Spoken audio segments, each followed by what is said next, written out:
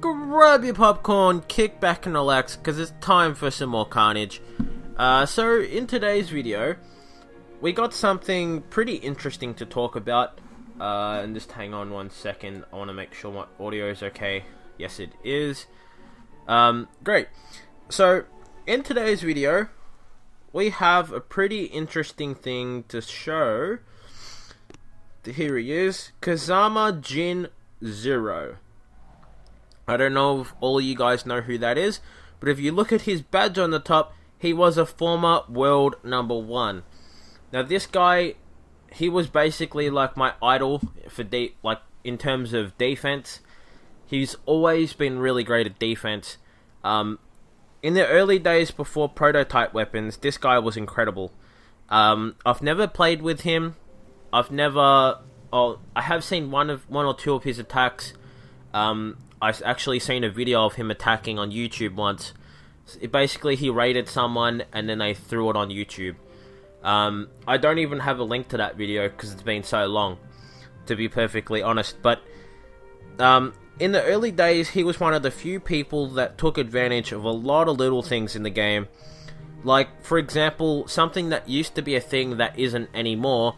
I'm not sure whether that's because tanks got a decrease in range at some stage, or boom cannons got an increase in range, I don't know. But something that used to be a thing, say I had a boom cannon where this machine gun is, and I had my tanks over here, my tanks could snipe the HQ if that boom cannon was not touching the HQ, like if it was one grid square to the right. If it was touching the HQ like the machine gun is, then it would hit them. That used to be a thing, it isn't really anymore.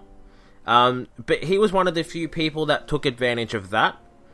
He was one of the few people that had a really nice balance between splash damage buildings, defense buildings, and placing everything in such a way that it couldn't all be shocked in one hit.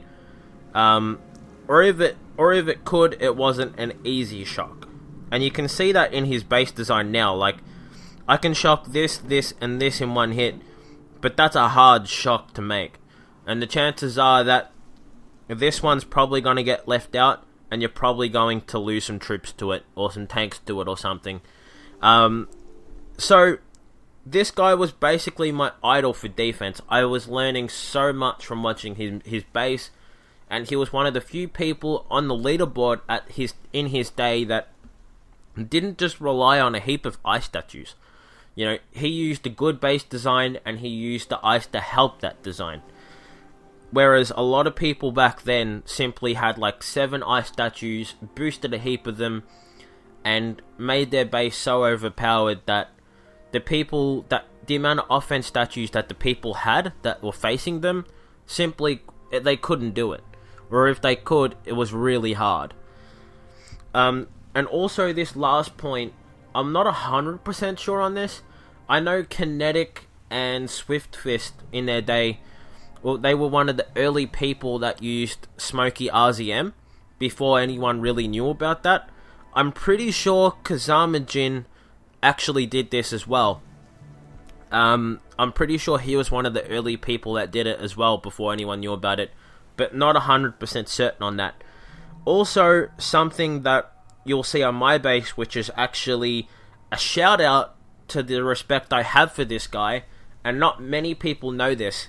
You'll see that the K on his base, that's actually on my base. Now for me that means obviously Karnage, but for him that means Kazama. But that's also a mark of respect for what he did in his early days. So not many people know that.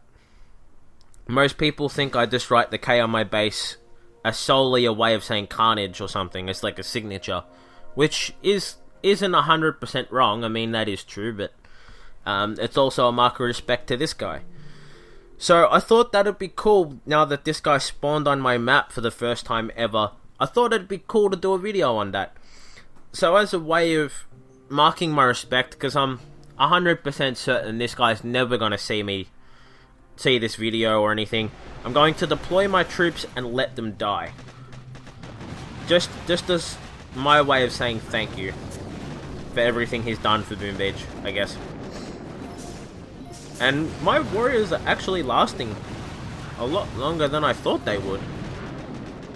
Look at this, it's taking a while for them to die, and they're not boosted up or anything. I guess most of his splash damage stuff is in the back there, and on the sides, not really in the center. There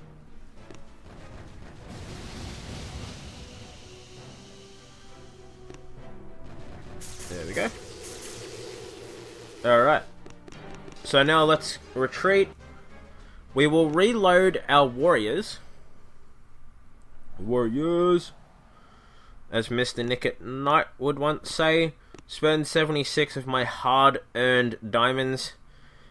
Because honestly, I saved up these through operation attacks and stuff.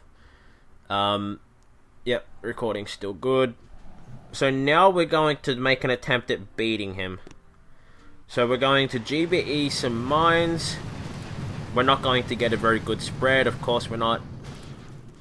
That'd make things a little bit too easy. I think if I place a barrage here, it might get the 4 mines and the boom cannon, and sorry, the boom mine, rather, and it did. I don't see any other hidden mines, so we should be good. I didn't really scout for shock placement, unfortunately, but oops, screwed up my flare placement there. I placed a ground flare, didn't want to do that. And I knew my screen wasn't zoomed out enough where it'd be easy for me to go up and get my next placement, so I knew I was going to lose troops if I didn't. Didn't mean to drop my hero. Uh-oh. Didn't have enough for all my shocks. I guess that's what happens when you don't plan very well, I guess.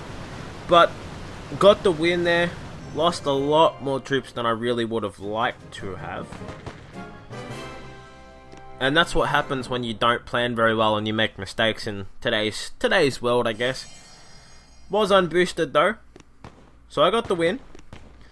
Lost more gold than what I actually got back, which is a problem in the game at the moment. More because there's always been a gold problem for quite some time, but it's not really evident when people have nothing to do. So everyone's resources just max out, so yours will max out very easily as well, because your map will be full of whales, essentially, with just like the endless amount of loot.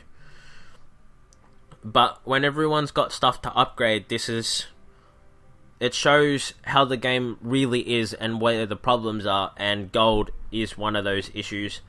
But there's ways around it. I mean, if you make sure you don't have any gold on your base, then maybe Supercell will give us a Mega Crab or something, and that'll help out a little bit.